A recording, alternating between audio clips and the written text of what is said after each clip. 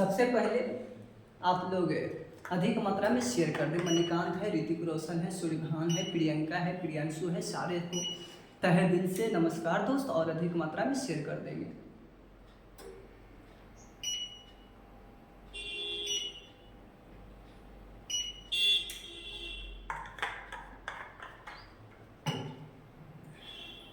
आप लोग भी अच्छी तरह से 4 फीट हो जाए। और आज प्राचीन इतिहास का पाठ थ्योरी को समझना है, हर एक पल को समझना है, हर एक कहानी को समझना है, तो अच्छी तरह से आपको याद होते जाएगा।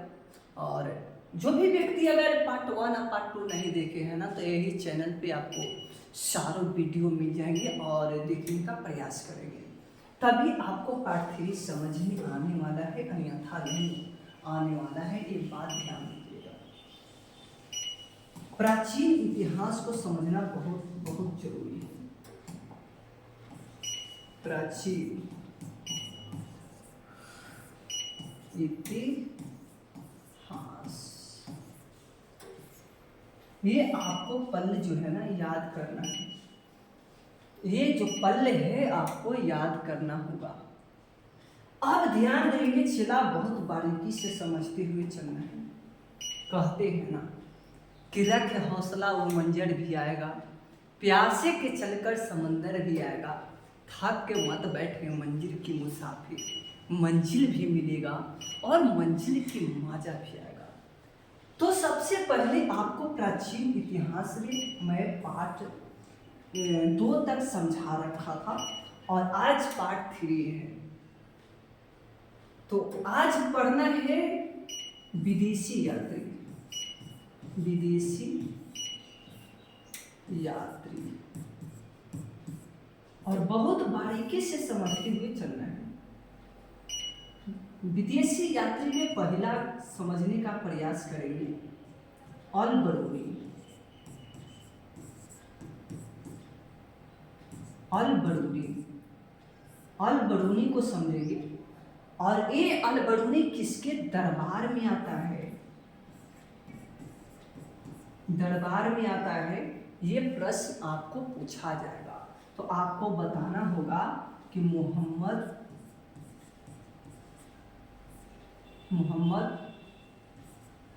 गजनवी, मोहम्मद गजनवी के दरबार में आपका अल बरूनी आए थे। और एक पॉइंट और याद रखना है कि यह मध्य प्रदेश में आए थे। ये कहाँ आए थे?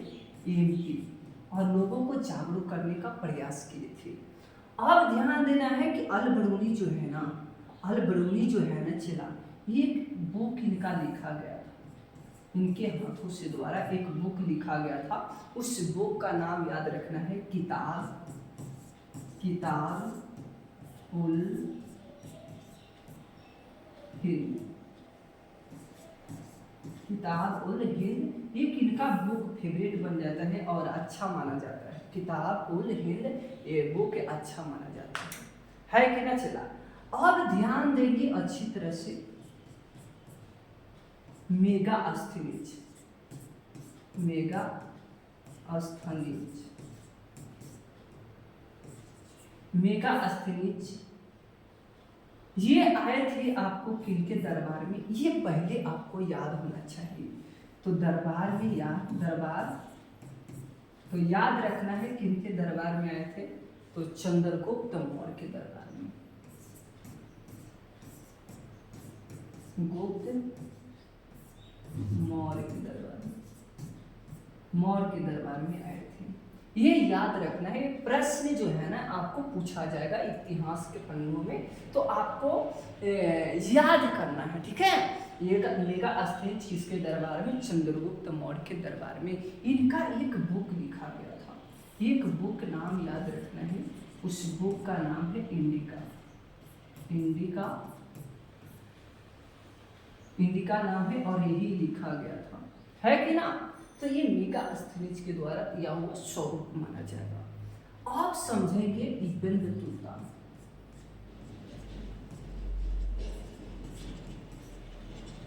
इब्न बतूता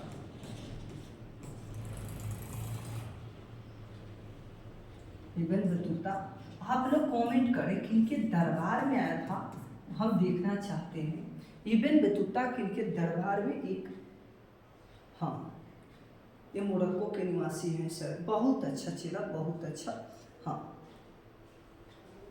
हाँ बहुत अच्छा, बहुत अच्छा, बहुत सारे। मोहम्मद बिन तुगलक एक लड़का, एक बंदे ने टाइपिंग कर रखा है, तो बहुत अच्छा लगता है। तो इब्न बतूता किनके दरबार में आते हैं, तो मोहम्मद बिन तुगलक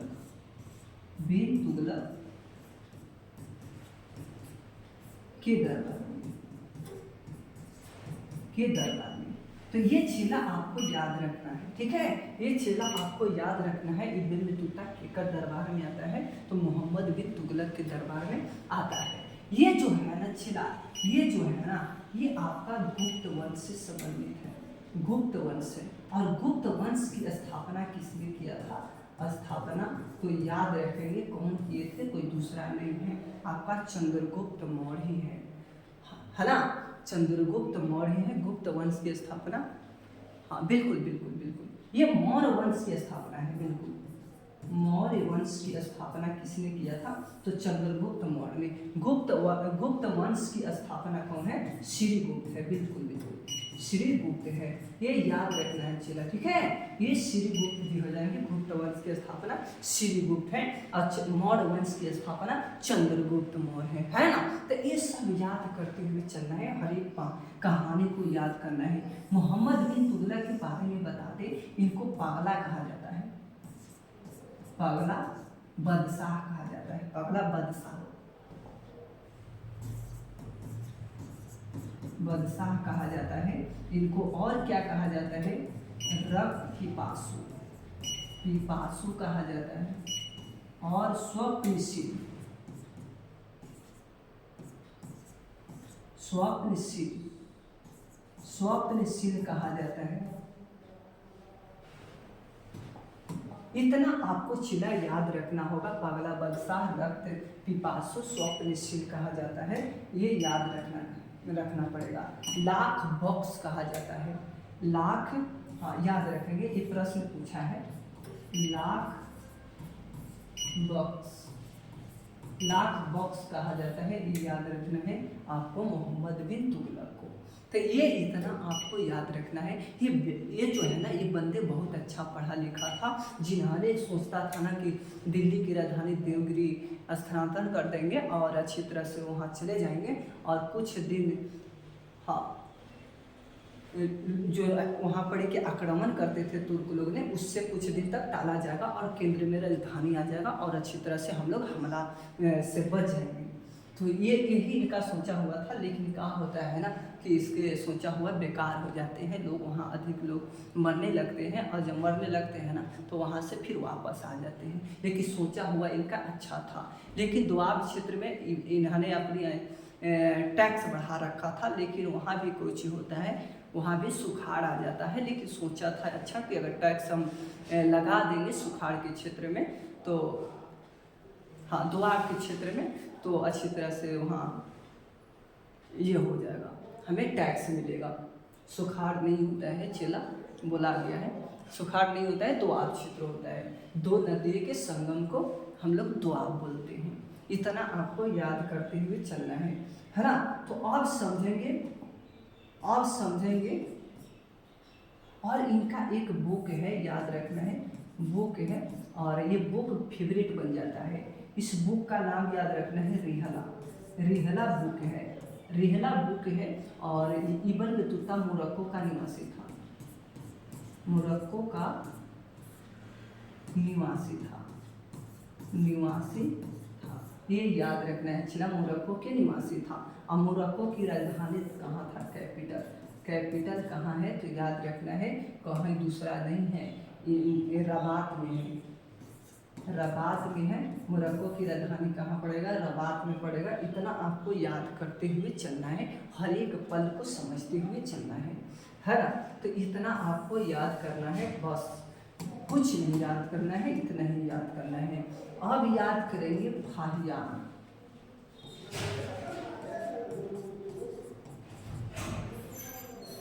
फाहियान, फाहियान आते हैं चंद्रगुप्त द्वितीय के दरबार में। चंद्रगुप्त द्वितीय के दरबार में आते हैं। और याद रखना है कि फाहियान जो है ना ये बहुत अच्छे थे, ये बहुत अच्छे थे। फाहियान चंद्रगुप्त द्वितीय के दरबार में आते हैं। ये प्रश्न पूछता है, ये प्रश्न बार बार पूछता है कि फाहियान चंद्रगुप्त द्वितीय के दरबार में आया था। हाँ बिल्कुल बिल्कुल, तो यहाँ से आपको प्रश्न पूछे जाएंगे और अच्छी तरह से याद करना होगा। छिला अब समझेंगे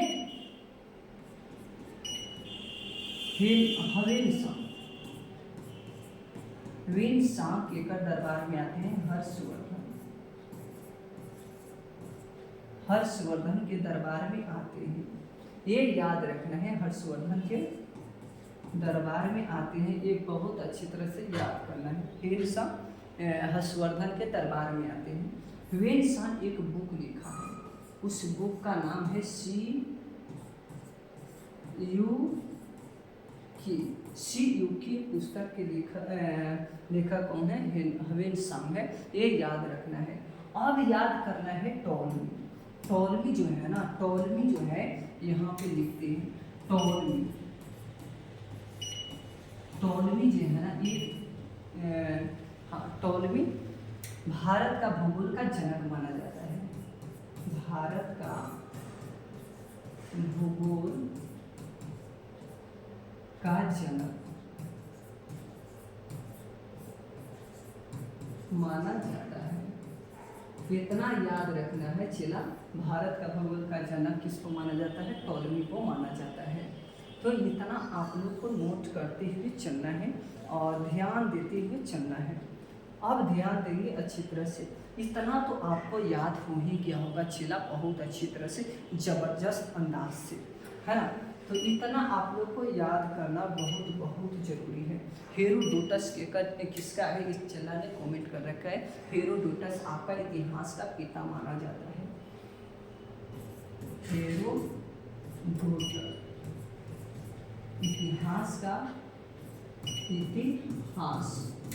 इतिहास का पिता माना जाता है, ये याद रखना है। हेरोडोटस को इतिहास का पिता माना जाता है। इतना आपको नोट्स करते हुए चलना है। अब ध्यान देना है, अच्छी तरह से समझते हुए चलना है। ये सारी कहानी मैंने अच्छी तरह से आप लोग को पेश कर दिए, बता दिए। और आप लोग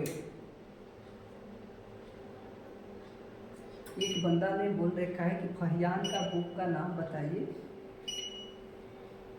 हाँ फाहियान के बता दीजिएगा, एक बुक नहीं लिखे हैं, बुक लिख लेना है।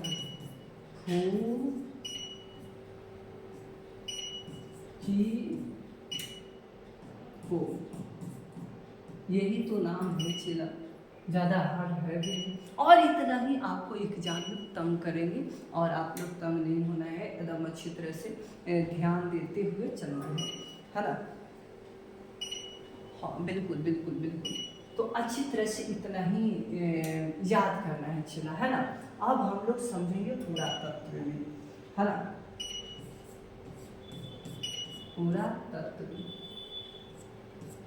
पुरातत्व से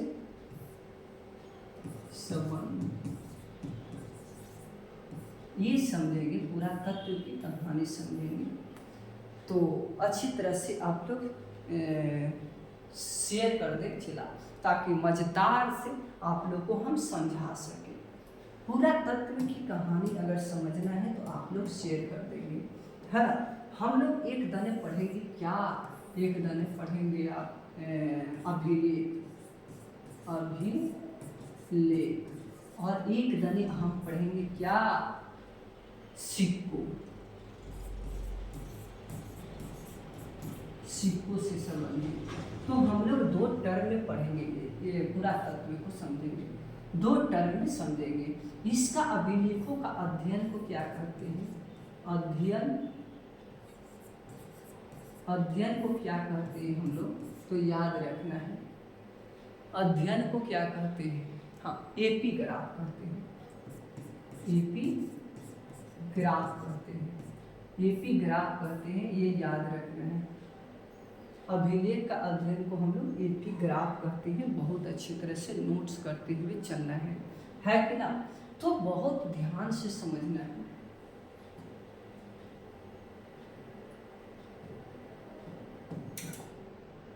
तो ये ध्यान से समझना है और बहुत ही अच्छी तरह से समझते हुए चलना है।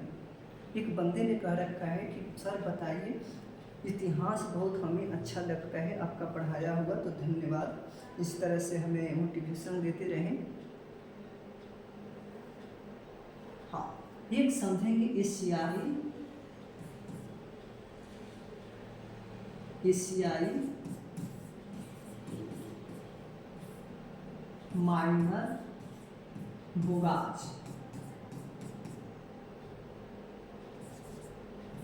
कोई 4 देवता का विवरण मिलता है। 4 देवता का विवरण मिलता है। फर्स्ट में अरुण है और हाँ अरुण है, इंद्र है,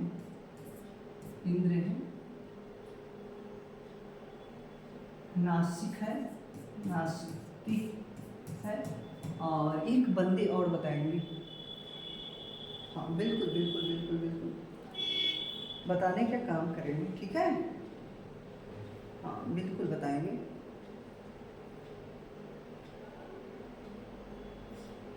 वरुण होता है, हाँ वरुण होता है, इंद्र होता है, नास्तिक होता है, ठीक है। अब ध्यान देंगे, ये इतना ही याद रखना है, ठीक है, ज़्यादा पूछिएगा भी, इतना ही याद रखना है, चलो ठीक है। अब ध्यान देंगे अच्छी तरह से। 4 का विवरण मिलता है लेकिन आपको 3 समझना है, ठीक है। अब ध्यान देंगे, अभिलेख की बात किया जा रहा है तो सारे अभिलेख को आप लोग याद रखना होगा। सारे अभिलेख को याद रखते हुए चलना होगा, तभी आपको सिलेक्शन मिल पाएगा।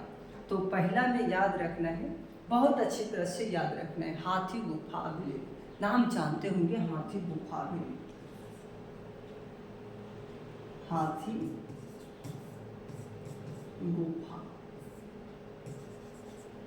गुफा अभिलेख। कलिंग के राजा कौन विवरण दिया था? तो कलिंग के राजा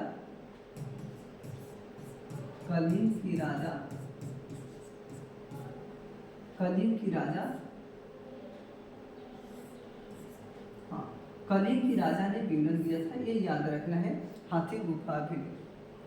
तो याद रखना है, ये जो है ना हाथी गुफा भारत का सबसे बड़ा अभिलेख माना जाता है, भारतवर्ष का अभिलेख माना जाता है, अभिलेख माना जाता है। ये याद रखना है, भारतवर्ष का बड़ा अभिलेख माना जाता है हाथी गुफा अभिलेख का। अब समझेंगे हम लोग नासिक अभिलेख। हाँ बिल्कुल हाँ नासिक अभिलेख समझेंगे, नासिक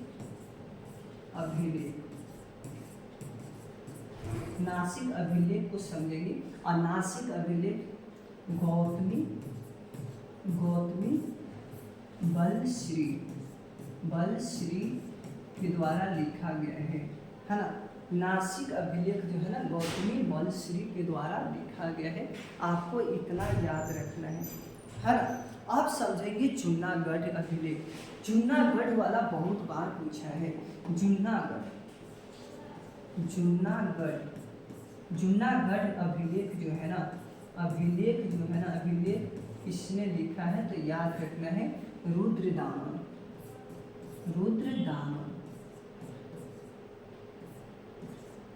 रुद्रदामन के द्वारा लिखा गया है जूनागढ़ अभिलेख। ये बहुत अच्छी तरह से याद करते हुए चलना है, हर एक पल को समझना है। चिला आप लोग कमेंट में करते रहे, बहुत अच्छे। हाँ बिल्कुल